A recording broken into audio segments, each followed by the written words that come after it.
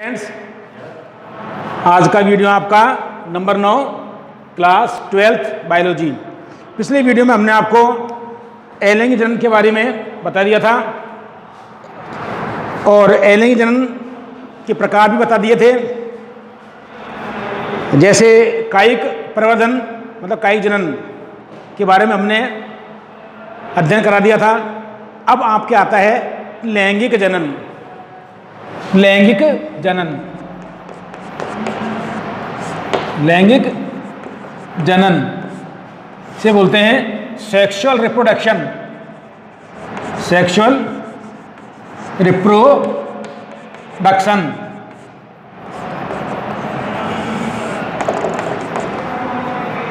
देखिए बेटा, हमने आपको बताया था लैंगिक जनन में केवल एक जन की होता है वो, जबकि लैंगिक जनन की वह विधि होती है जिसमें नई संतति की उत्पत्ति,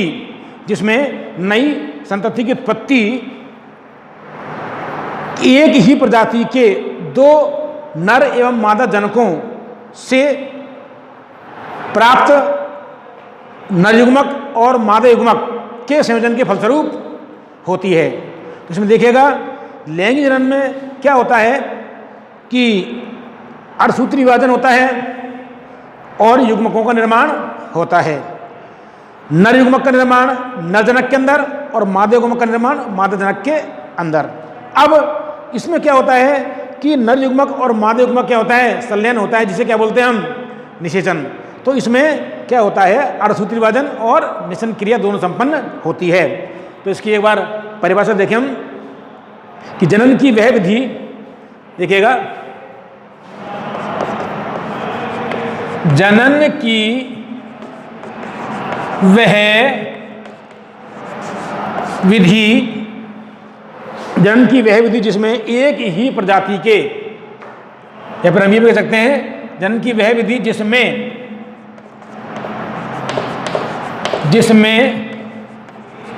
नई संतति की उत्पत्ति,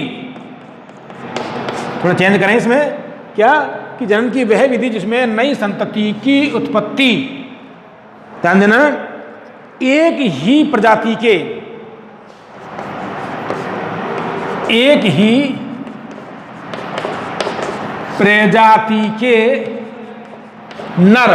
नर एवं मादा जनकों से प्राप्त, नर एवं मादा जनकों से प्राप्त, एक ही प्रजाति के नर एवं मादा जनकों से प्राप्त नर एवं मादा युग्मकों, प्राप्त नर एवं मादा युग्मकों के, नर एवं मादा युग्मकों के संलयन से होती है। किससे होती है? संलयन से होती है, तो उसे लैंगिक जनन कहते हैं। तो उसे लैंगिक जनन कहते हैं।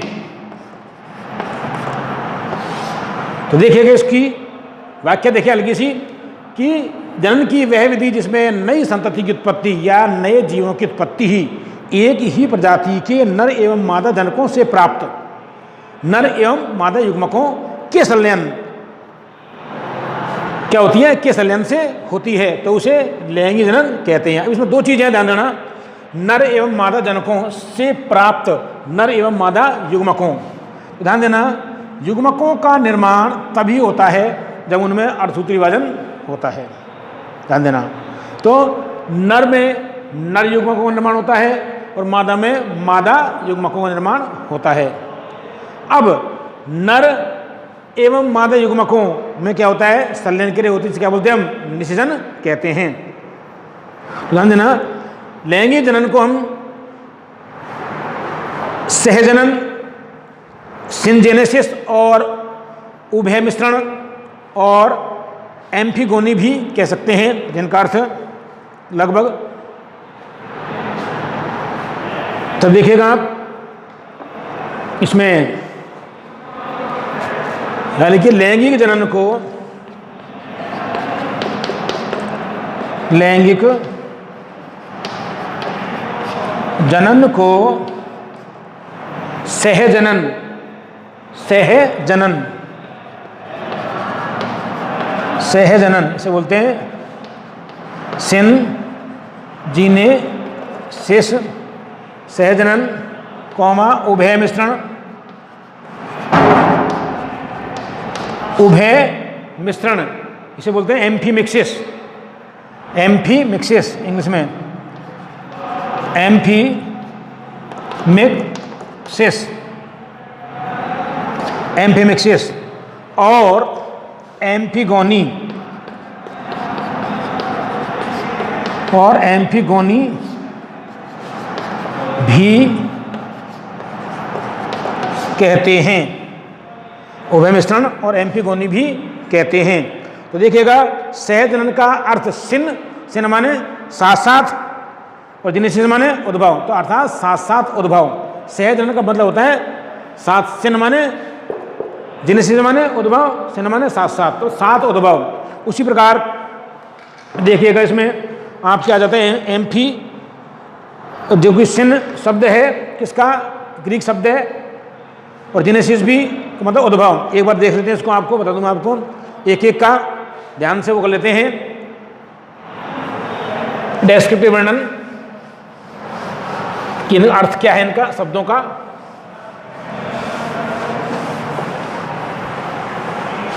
इसकी परिभाषा क्लियर हो जाएगी आपको।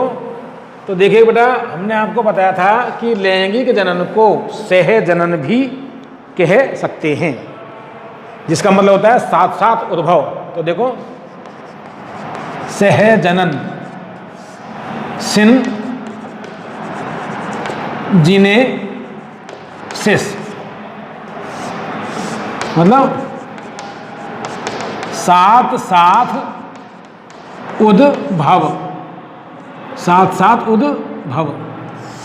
तो देखिएगा ग्रीक शब्द, ग्रीक भाषा के शब्द, ग्रीक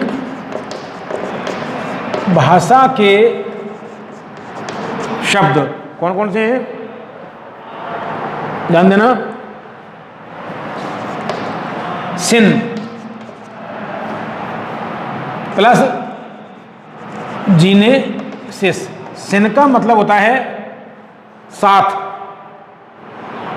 साथ, हिंदी अर्थ देखें तो साथ, और जिनेसिस का मतलब होता है उद्भव, अर्थात साथ उद्भव। अर्थ क्या हुआ इसका, साथ साथ उद्भव, ये अर्थ। उसी प्रकार एक शब्द है, ध्यान दीजिएगा, उभय मिश्रण, उभय मिश्रण एम्फीमिक्सिस, उभय मिश्रण एम्फीमिक्सिस,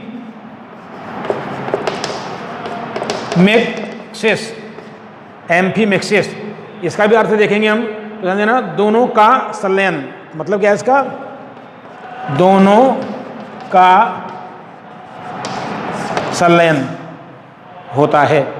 तो देखिएगा एम्फी शब्द देखें, एम्फी, AMPHI, एम्फी का मतलब होता है एम्फी, एम्फी का मतलब होता है, तो देखो दो शब्द हुए, एम्फीमिक्सिस, MIXSIS। तो एम्फी इसका मतलब होता है, एम्फी का दो, दोनों, और मिक्सिस का मतलब मिश्रण, मिक्सिस मतलब संलयन, दोनों संलयन किसका, युग्मकों का। तो इसका मतलब है दोनों का संलयन। तो अब देखिएगा ध्यान से, मैंने आपको इनकी शब्दों की विस्तार से बता दिया था व्याख्या। अब देखिएगा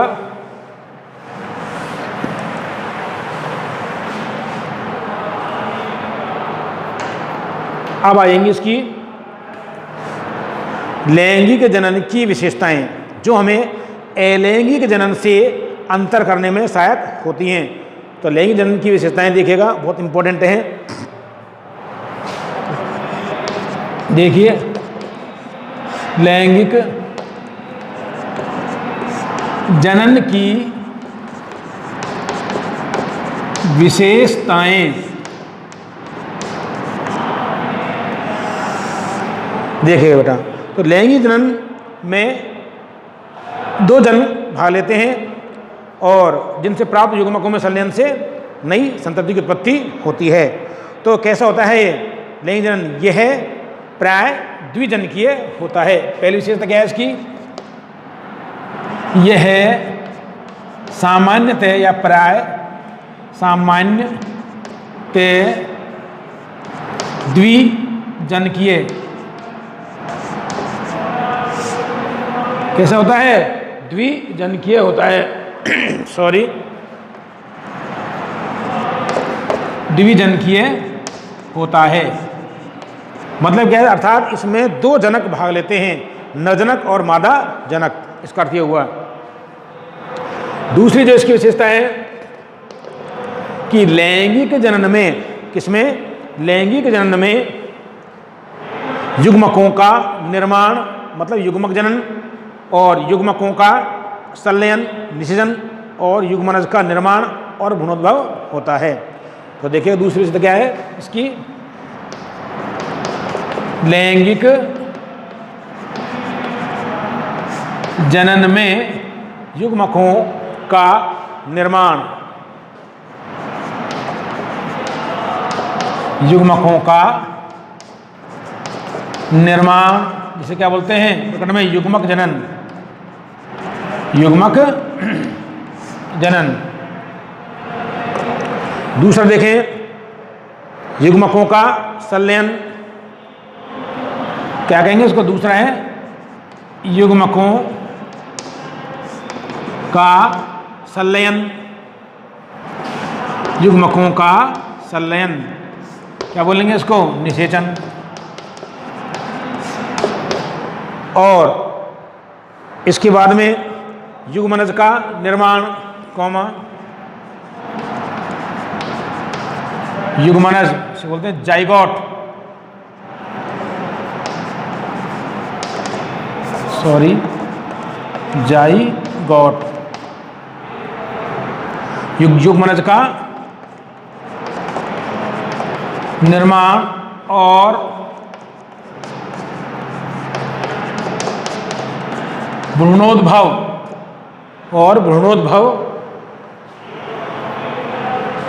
आदि होता है। ध्यान दीजिएगा, अर्धसूत्रीय विभाजन के द्वारा क्या होता है? युग्मकों का निर्माण होता है जनक कोशिका से, और युग्मक क्या होते हैं? युग्मित होते हैं। तो लैंगिक जनन में युग्मकों का निर्माण, जिसे क्या बोलते हैं? युग्मक जनन। युग्मकों का संलयन होता है, जिसे क्या बोलते हैं? निषेचन। और युग्मक के संलयन के पश्चात जो रचना बनती है एक कोशिकीय द्विगुणित, उसे बोलते हैं युग्मनज। और युग्मनज से किसका निर्माण होता है? भ्रूण का, अर्थात भ्रूणोद्भव होता है। तो बहुत इंपॉर्टेंट चीज़ है ये, ध्यान रखना। लैंगिक जनन। तो देखिएगा अब इसकी जो तीसरी विशेषता है, इसमें क्या जाती है? इसमें, किसमें? लैंगिक जनन में इसमें अर्धसूत्री विभाजन,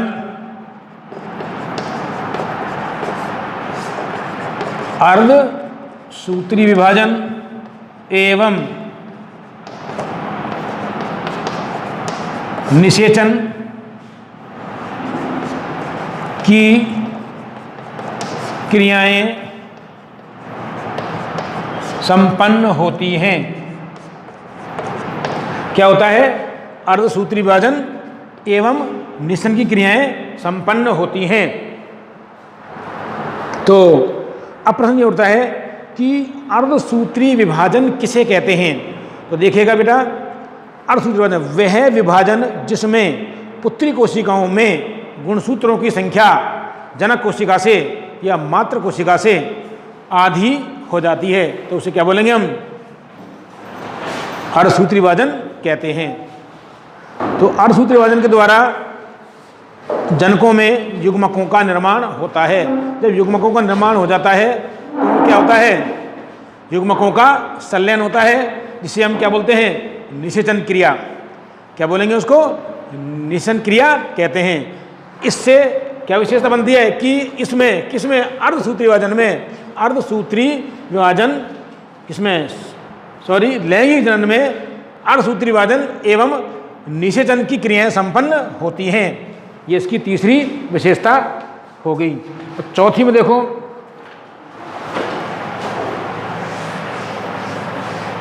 चौथी जो विशेषताएं हैं,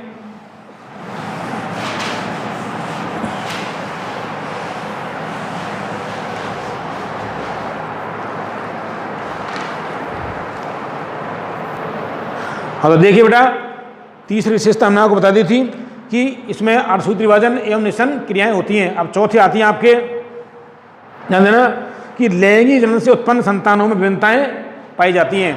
चौथी है लैंगिक जनन से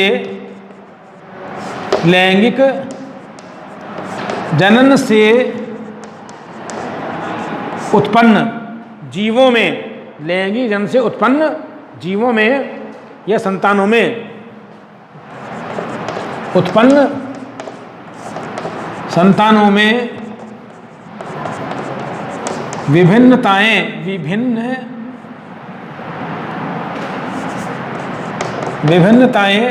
पाई जाती हैं, विभिन्नताएं पाई जाती हैं।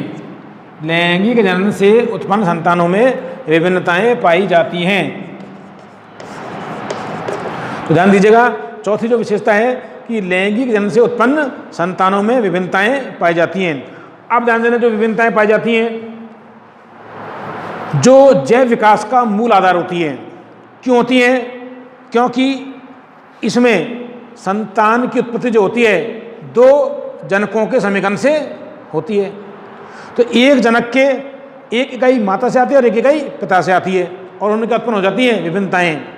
तो ध्यान देना कि लैंगिक जनन से उत्पन्न संतानों में विभिन्नताएं पाई जाती हैं। जो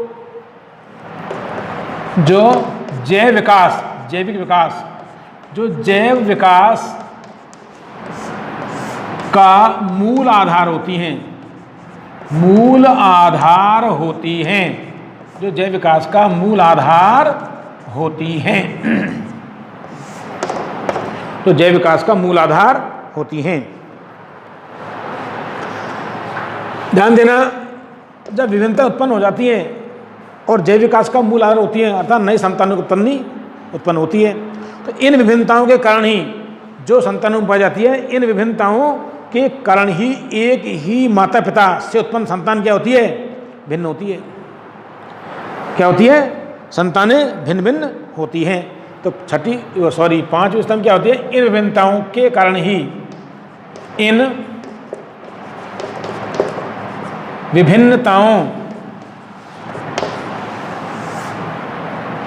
इन विभिन्न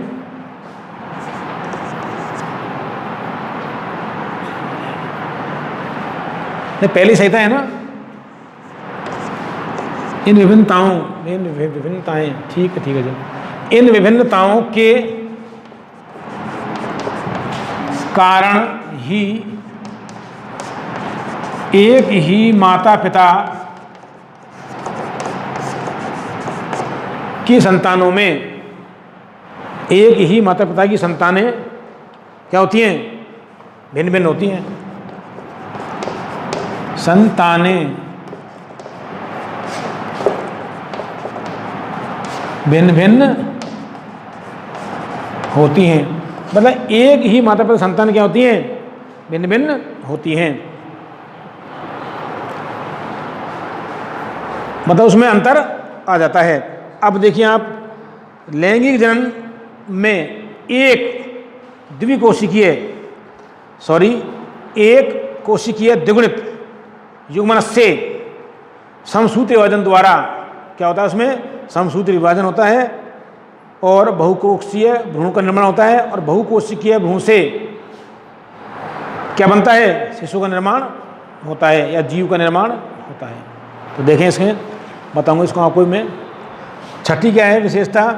ध्यान देना कि लैंगिक जनन में एक कोशिकीय द्विगुणित लैंगिक जनन में एक कोशिकीय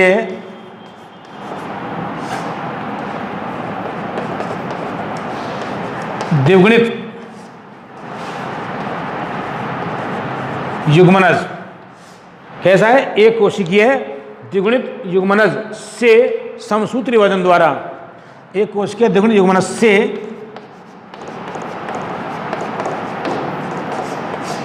समसूत्री विभाजन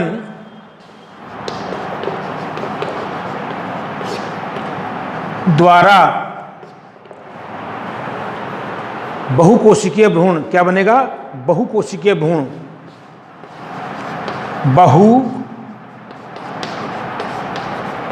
बहुकोशिकीय भ्रूण, बहुकोशिकीय भ्रूण और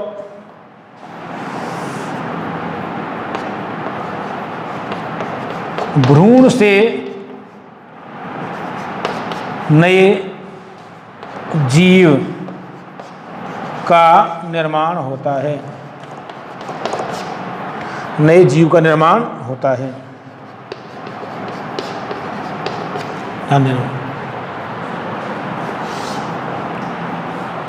तो क्या कहता है लैंगिक जनन? कि लैंगिक जनन में एक कोशिकीय द्विगुणित युग्मनज से, एक कोशिकीय द्विगुणित युग्मनज से समसूत्री विभाजन द्वारा बहुकोशिकीय भ्रूण और भ्रूण से नए जीव का निर्माण होता है। जैसे यदि हम मनुष्यों में इसको देखें, मनुष्यों के लिए, तो इसको समझें आप लोग। देखिए कैसे मनुष्य में क्या होता है। मानव का एग्जाम्पल लेंगे क्योंकि मानव आनुवंशिकी हमारे कोर्स में है। देखिएगा ध्यान से। मान लीजिएगा ये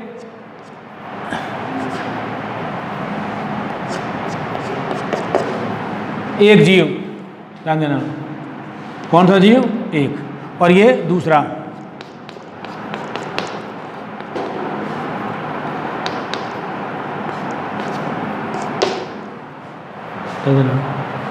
नर जनक और ये मादा जनक। समझाने के लिए बता रहा हूँ आपको मात्र ओनली। इससे क्या होता है? अर्धसूत्री विभाजन होता है। पहले अर्धसूत्री विभाजन, यहां भी क्या होगा? अर्धसूत्री विभाजन होगा, अर्धसूत्री विभाजन। तो इसमें क्या बनेंगे आप? ये द्विगुणित है, 2n होता है ये भी, और ये भी क्या होता है? द्विगुणित 2n। क्या बनेंगे? युग्मक, नरजनक और मादाजनक युग्मक। युग्मक कैसे होते हैं? अगुणित। और इससे भी क्या बने? ये नर युग्मक, नर से नर युग्मक और मादा से मादा युग्मक। समझना, सारा सारा रहा है इसके अंदर पूरी विशेषताओं का।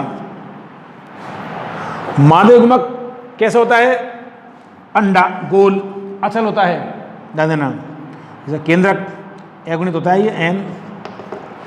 और नर युग्मक कैसा होता है? शुक्राणु चल। ये हो गया युग्मक। युग्मकों का निर्माण हो गया, क्या बोलेंगे इसको? युग्मक जनन। अब यहां पर युग्मकों का स्थानांतरण क्यों होता है? संलयन के लिए। इसे बोलेंगे हम युग्मक संलयन। युग्मक संलयन। तो क्या बन गया ये? नर युग्मक और मादा युग्मक के संलयन से क्या बनेगा?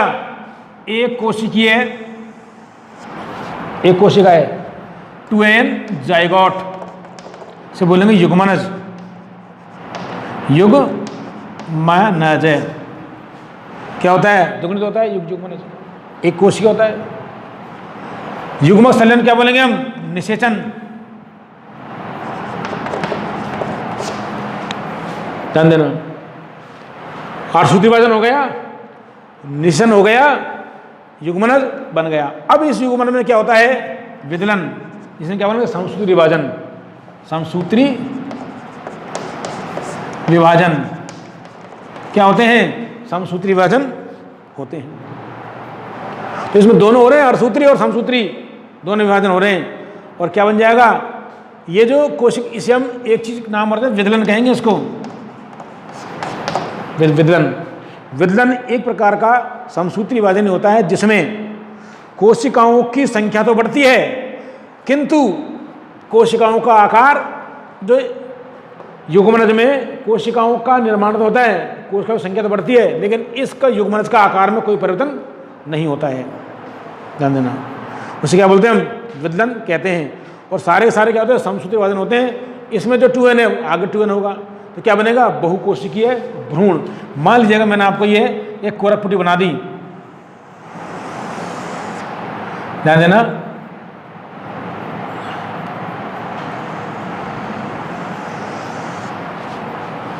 ढंग से बना दो, आराम से देखो। कोरक पुटी 32 कोशिकीय भ्रूण होता है, 32 से 64, जो कि मानव में रोपण करता है, ध्यान देना। और यहाँ पर ये रिंग जैसी बन जाएगी एक,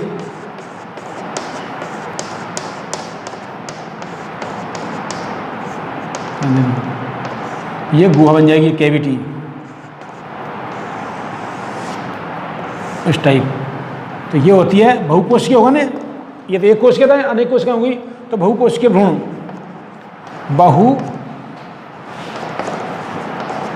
बहुकोशिकीय भ्रूण क्या बोलेंगे इसको?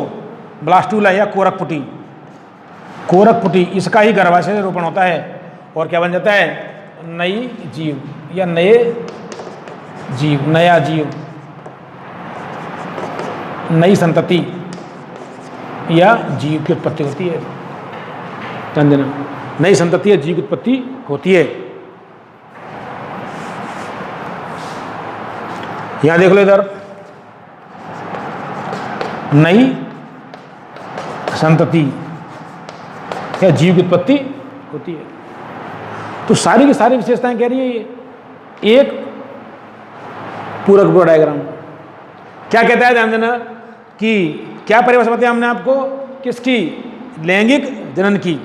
तो लैंगिक जनन किसे कहते हैं? ध्यान देना कि जनन की वह विधि, ध्यान देना, जनन की वह विधि जिसमें नई संतति जीव की उत्पत्ति या नए जीव की उत्पत्ति, ध्यान देना, दो जनकों, नर जनक और मादा जनक, दो जनकों से प्राप्त युग्मकों के संलयन से होती है, तो उसे लैंगिक जनन कहते हैं। क्या हो रहा है इसमें? नरजनक है कोई भी, इसमें अर्धसूत्री विभाजन होता है क्योंकि नरजनक द्विगुणित होता है।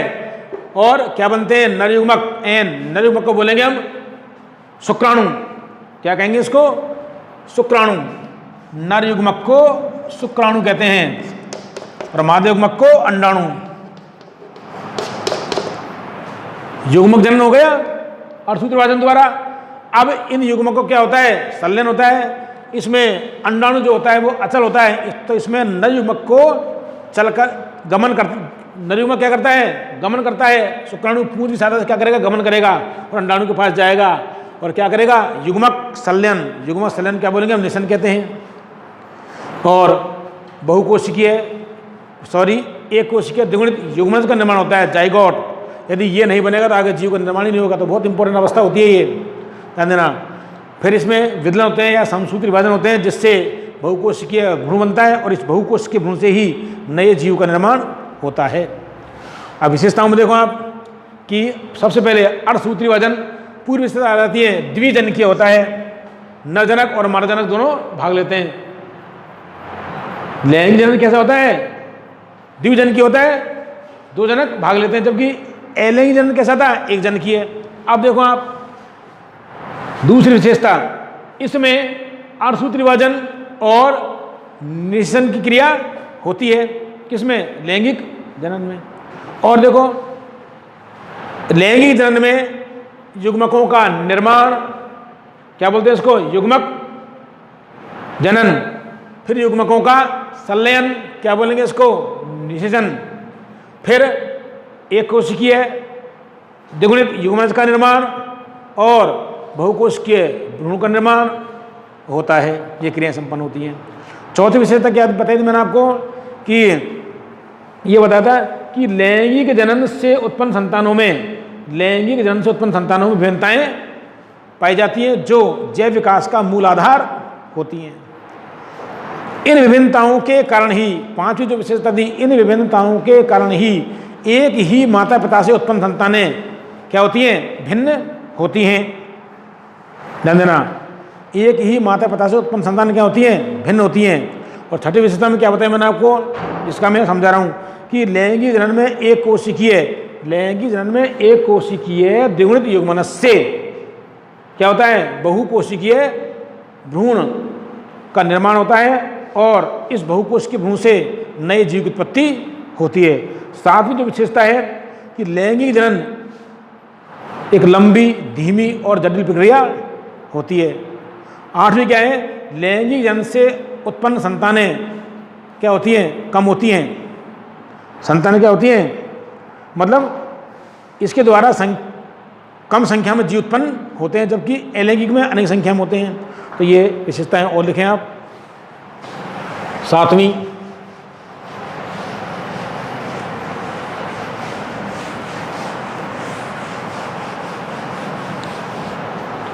देखिए सातवीं है, लैंगिक जनन एक अत्यंत धीमी, लैंगिक जनन एक अत्यंत धीमी, जटिल, अत्यंत धीमी, जटिल एवं लंबी, अत्यंत धीमी, जटिल एवं लंबी प्रक्रिया होती है। लंबी प्रक्रिया होती है। ध्यान देना कि अत्यंत धीमी प्रक्रिया है, लंबी है और जटिल प्रक्रिया है। क्या? लैंगिक जनन। अब देखो आप, आठवीं जो विशेषता है, इसके द्वारा, किसके द्वारा? लैंगिक जनन के द्वारा। तो देखो इसके द्वारा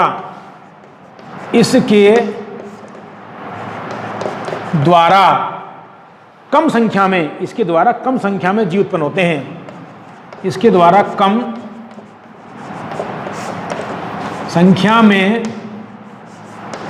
जीव उत्पन्न होते हैं।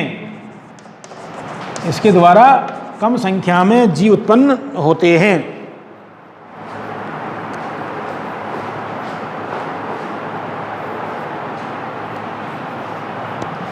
नवीं जो प्रक्रिया है, विशेषता इसमें देखो, लैंगिक जनन में आनुवांशिक पुनर्योजन की क्षमता या प्रकृति होती है। आनुवांशिक पुनर्योजन की प्रकृति होती है। तो देखिएगा लैंगिक जनन में, लैंगिक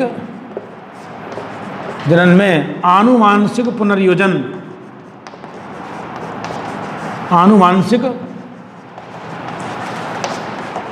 पुनर्योजन, आनुवांशिक पुनर्योजन की क्षमता, आनुवांशिक पुनर्योजन की प्रकृति, की प्रकृति पाई जाती है, की प्रकृति पाई जाती है। ध्यान देना, यह प्रकृति होती है। जैसे सभी उच्च वर्गीय और यूकेरियोट्स प्राणी, एग्जाम्पल देखें, जैसे सभी उच्च वर्गीय यूकेरियोट्स एवं उच्च वर्गीय एवं यूकेरियोट्स या यूकेरियोटिक प्राणी, सभी यूकेरियोट्स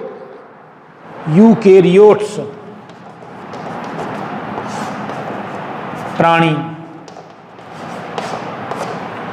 क्या होती है? इनमें आनुवांशिक पुनर्योजन अब की क्षमता पाई जाती है। अब आनुवांशिक पुनर्योजन क्या होता है ये देखिएगा कि आनुवांशिक पुनर्योजन, ध्यान देना, क्या होता है? द्विगुणित जो जीव होता है द्विगुणित या बहुगुणित जीवों में संचित आनुवांशिक जो सूचनाएं होती हैं उनको पुलित किया जाता है। अब इसमें होता क्या है, देखो ध्यान से देखना आप। आनुवांशिक पुनर्योजन डालो आप, इसमें हेडिंग डाल के दिखाऊंगा मैं आपको आनुवांशिक पुनर्योजन।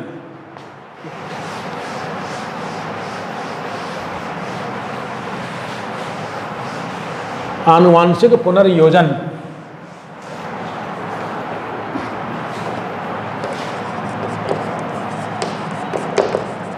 आनुवांशिक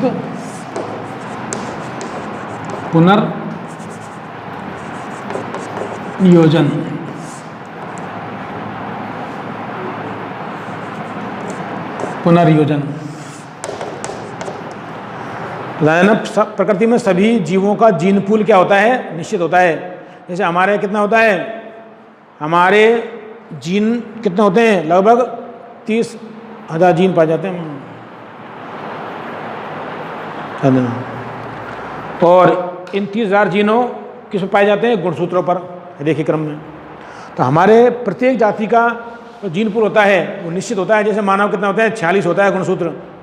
मानव कितना गुणसूत्र होते हैं, 46 संख्या में, और जोड़ों में 23 जोड़े।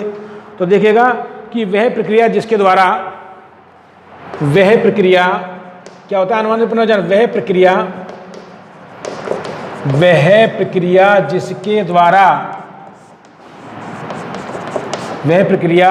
जिसके द्वारा द्विगुणित या बहुगुणित जीवों में,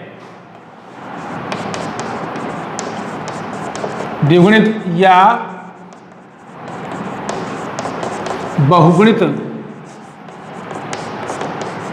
जीवों में, कौन से जीव हैं, द्विगुणित या बहुगुणित जीवों में संचित आनुवांशिक सूचनाओं को, संचित आनुवांशिक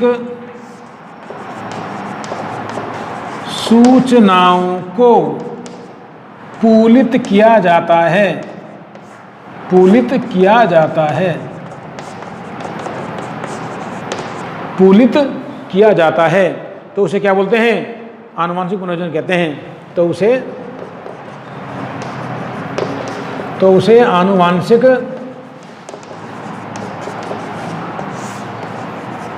पुनर्योजन कहते हैं। तो उसे आनुवांशिक पुनर्योजन कहते हैं। इसको आप ऐसे समझिए, ध्यान देना, आनुवांशिक पुनर्योजन